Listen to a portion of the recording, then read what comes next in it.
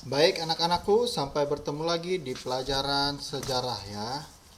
Kita hari ini akan masuk di halaman 169. Kita akan belajar tentang masa bercocok tanam budaya Neolitik atau budaya batu muda. Nah, langsung saja tanpa basa-basi lagi, langsung saja kita mulai videonya. Nah, kita akan belajar tentang asal-usul manusia dan keadaan alamnya dulu. Di mana asal-usul manusia dan keadaan alam itu terjadi sekitar 1500 sebelum Masehi, anak-anakku. Datanglah gelombang pertama dari bangsa Melayu Austronesia dan dari ras Mongoloid ke Nusantara. Nah, mereka lazim juga disebut dengan bangsa Proto-Melayu pada saat itu atau Melayu tua. Jumlah mereka lebih banyak dari penduduk asli, yaitu orang-orang dari ras Australomelanozoid dan Megaloid dari masa berburu meramu tingkat lanjut. Nah, anak-anakku. Kemudian, dari manakah asal mereka? Menurut pelajaran sejarah yang Mister tahu, gelombang pertama ini datang dari Yunan, di wilayah Tiongkok bagian selatan, yang sekarang menjadi provinsi tersendiri di Tiongkok. Nah, daerah Tiongkok Yunan ya. Mereka bermigrasi ke Indonesia melalui dua jalur, yaitu jalur barat, kemudian jalur timur, di mana jalur barat ini dari Yunan menuju Thailand. Nah, kemudian sampailah mereka ke Semenanjung Malaya, kemudian ke Sumatera, Jawa, dan Flores. Itu jalur barat. Kalau dari jalur timurnya, dari Yunan, mereka melalui Vietnam menuju Taiwan. Lalu sampailah ke Kepulauan Filipina. Setelah ke Pulau Filipina, kemudian mereka ke Pulau Maluku, Sulawesi, Halmahera, dan Papua, anak-anakku. Oke. Sekarang kita masuk ke jenis manusia purba. Nah, pendatang dari Dongson ini berasal dari ras Mongoloid. Mereka berbaur dengan penduduk asli dari ras Australomelanozoid. Orang-orang dengan ciri Mongoloid bahkan telah ada sebelum, kendati jumlahnya lebih sedikit dibandingkan dengan orang-orang dari ras Australomelanozoid. Oke. Selanjutnya, kedatangan orang-orang Dongson ini yang merupakan campuran bangsa Yunan dengan penduduk asli Dongson membuat jumlah penduduk pada masa ini lebih besar dari sebelumnya. Faktor-faktor lain bertambahnya jumlah penduduk adalah meningkatnya tingkat kesejahteraan karena pengelolaan pertanian dan peternakan yang lebih baik pada saat itu ya. Itu adalah jenis-jenis manusia. Sekarang, bagaimana corak kehidupan sosial dan ekonominya pada masa Neolitikum? Untuk kehidupan sosial ekonomi mereka, cara hidup masih berburu anak-anakku dan mengumpulkan makanan, lalu berlahan-lahan hal itu ditinggalkan. Seiring dengan itu, masyarakat sudah mulai memelihara hewan-hewan tertentu atau dikenal dengan pastoralisme. Nah, di sini mereka memelihara hewan ternak, anjing untuk berburu dan sebagainya ya, ayam dan sebagainya. Nah, sebagian kecil penduduk yang tinggal di tepi pantai memproduksi garam dan mencari ikan, anak-anakku. Nah, pada masa bercocok tanam, manusia purba mengolah lahan dengan cara menebang dan membakar pohon-pohon dan semak belukar, serta ditinggalkan ketika tanah tersebut tidak subur lagi. Nah, praktek seperti ini masih sering kita jumpai pada saat di berbagai wilayah di Indonesia, contohnya di Kalimantan ya. Jadi, pada saat itu untuk melakukan sebuah bercocok tanam, mereka akan membakar sebuah atau menebang hutan, lalu membakar semak belukar. Nah, hasil arang pembakaran itu yang membuat tanah menjadi subur dan cocok untuk ditanami. Ketika tanah tidak subur lagi, maka mereka akan menggantinya, anak-anakku. Mereka mencari lahan baru untuk dibakar lagi, untuk ditanami tumbuh-tumbuhan lagi. Nah, jadi di sini kita bisa berpikir bahwa pada saat itu manusia sudah memiliki kepintaran dan kecerdasan karena mereka sudah bisa membuat api, anak-anakku. Oke. Sekarang kita melihat hasil-hasil budayanya. Nah,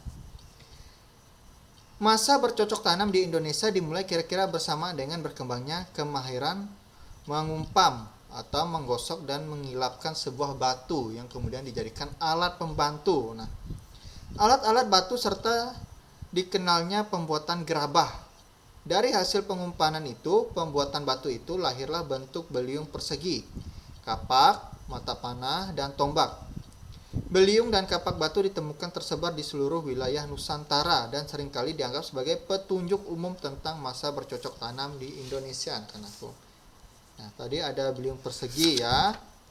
Lalu kapak lonjong, alat obsidian, mata panah, gerabah, alat pemukul dari kayu, dan perhiasan. Nah, lalu bagaimana keagamannya pada saat itu? Jadi, mereka tidak mengenal Tuhan dulu ya, anak-anakku. Yang mereka tahu itu hanyalah roh nenek moyang. Nah, sistem kepercayaan mereka ya. Hal penting lain yang terjadi di Nusantara pada masa ini adalah berkembangnya sistem kepercayaan yang disebut animisme ya, dan dinamisme. Nah, kepercayaan ini telah berkembang di negara asal nenek moyang ini, yaitu di Vietnam. Penduduk asli tampaknya tidak sulit menerima sistem kepercayaan ini sebab mereka sendiri telah mempraktekannya sebagaimana tercermin dalam lukisan-lukisan gua. Oke. Jadi, animisme itu adalah kepercayaan terhadap roh nenek moyang. Jadi, ketika saudara atau kerabat mereka mati, mereka itu tidak langsung mati anak-anakku, melainkan mereka hidup di alam lain. Atau dikenal dengan Lewu Tatau kalau di Kalimantan. Oke.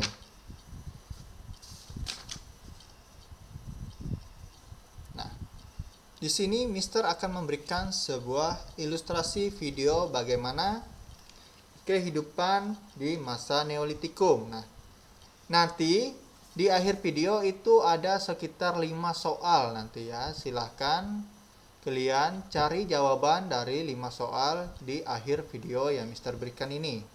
Langsung saja Mister mulai videonya.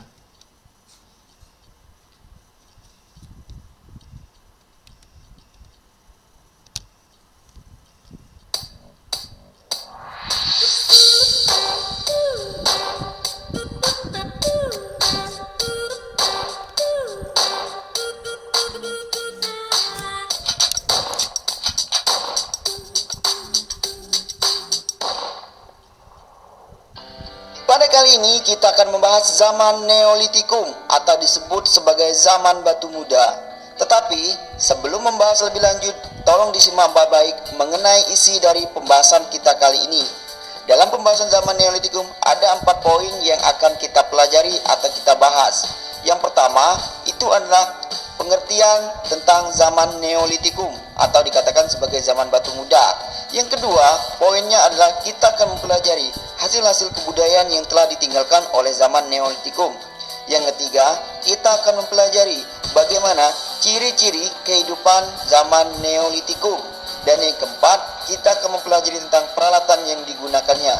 Langsung saja kita bahas. Zaman batu muda ini diperkirakan berlangsung kira-kira 2000 sampai 1500 sebelum Masehi. Kebudayaan ini merupakan kebudayaan yang menjadi dasar kebudayaan manusia sekarang. Dalam zaman ini mengalami perubahan pola hidup masyarakat, yaitu dari food gathering menjadi food producing.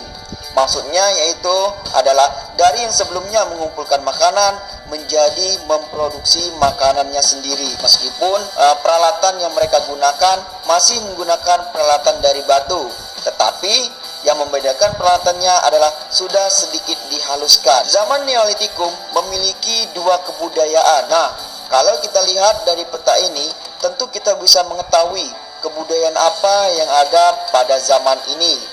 Yang pertama yaitu adalah kebudayaan kapak persegi, dan yang kedua adalah kebudayaan kapak lonjong. Berdasarkan kebudayaan ini, kita dapat mengetahui bahwa manusia pendukung zaman ini adalah 2 ras yang harus kalian ketahui. Yang pertama itu adalah ras Malayan Mongoloid atau disebut juga sebagai Melayu Austronesia yang berasal dari kawasan Yunan atau disebut juga sebagai Cina Selatan. Mereka mendominasi wilayah bagian barat atau bisa kita ketahui adalah jalur selatan Indonesia, dengan jalur persebarannya meliputi Yunan, Thailand, Semenanjung Malaka atau Malaysia, Sumatera, Jawa, Bali, Lombok, Flores, hingga ke Sulawesi Selatan. Mereka membawa kebudayaan kapak persegi. Sedangkan untuk yang kedua itu adalah ras Australomelaноid yang bergeser sedikit ke arah timur, meliputi Yunan, Vietnam, Taiwan, Maluku, Sulawesi Utara sampai ke Papua. Kebudayaan ini membawa kebudayaan kapak lonjong. Nah, timbul pertanyaan, bagaimana mereka bisa menyeberangi lautan? Dalam melakukan perpindahan melalui laut, para manusia pendukung zaman ini menggunakan alat transportasi yang disebut juga sebagai perahu cadik. Bangsa Melayu Austronesia datang dengan membawa kepandaian bercocok tanam di ladang.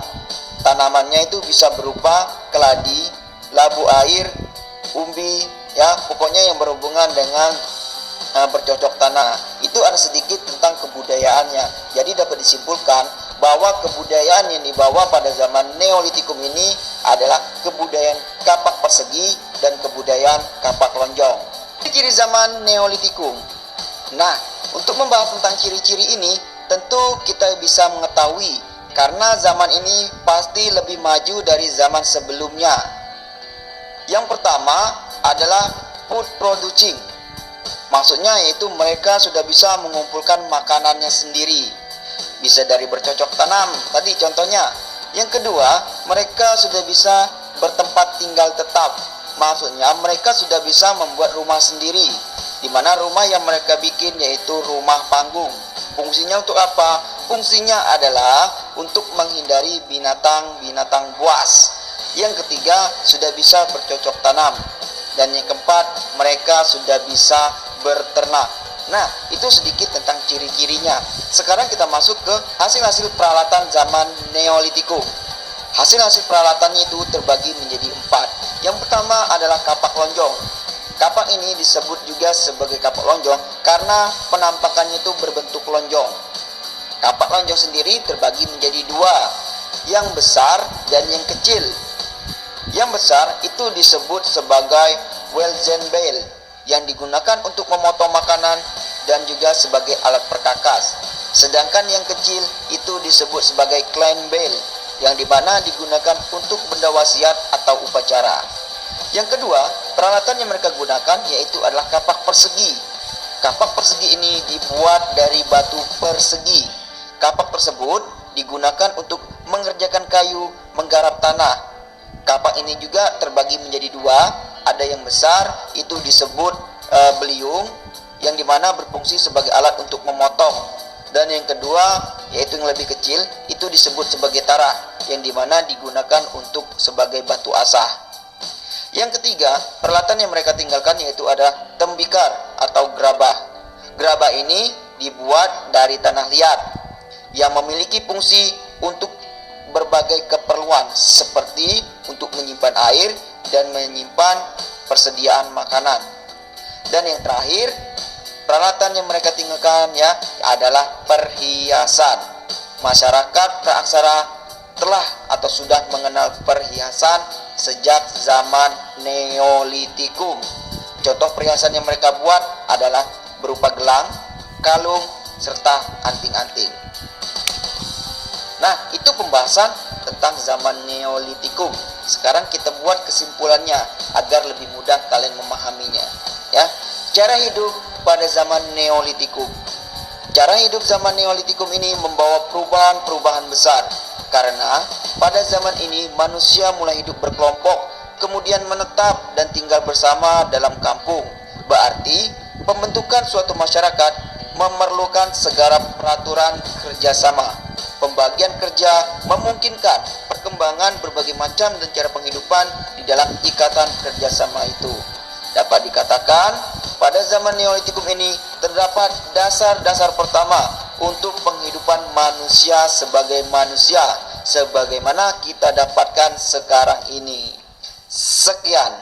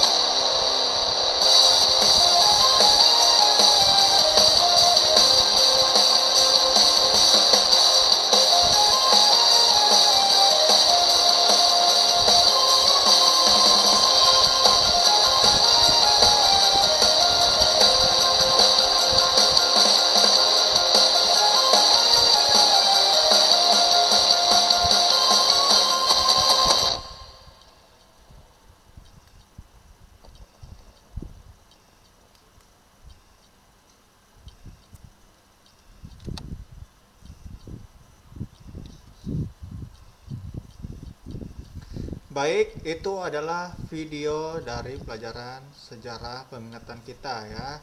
Ingat ya, ada 5 soal yang harus kalian kerjakan. Hari ini pelajaran sejarah peminatan Mr. akhiri. Mr. juga sangat berterima kasih partisipasi kalian dalam mengikuti pelajaran sejarah yang Mr. buat ini ya. Untuk kurang dan lebihnya nanti bisa kita bahas ya di pertemuan berikutnya. Baik, untuk pertemuan hari ini Mr. akhiri. Sampai jumpa lagi di pertemuan berikutnya. Tuhan Yesus memberkati. Sampai jumpa lagi.